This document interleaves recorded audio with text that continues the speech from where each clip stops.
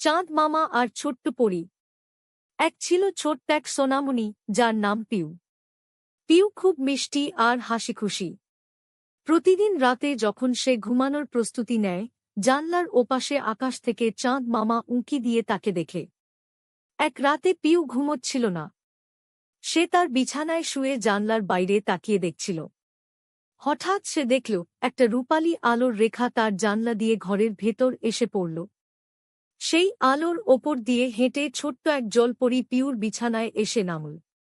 পরীর হাতে ছিল একটি জাদুর কাঠি। সে পিউকে দেখে হাসল আর বলল, পিউ, তুমি কি আজ মেঘের দেশে বেড়াতে যাবে? পিউ তো খুব অবাক। সে বলল, কিন্তু আমি তো উড়তে পারি না। পরী তার জাদুর কাঠিটা একবার ঘোরাতেই পিউর পিঠে দুটো ছোট্ট ডানা গজিয়ে গেল।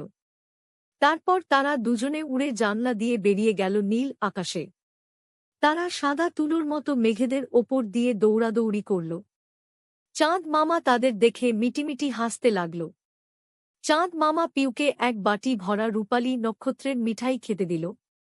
মিঠাই খেতে খেতে পিউয়ের খুব ঘুম পেয়ে গেল। পরী তখন তাকে আলতো করে আবার তার বিছানায় নামিয়ে দিয়ে গেল।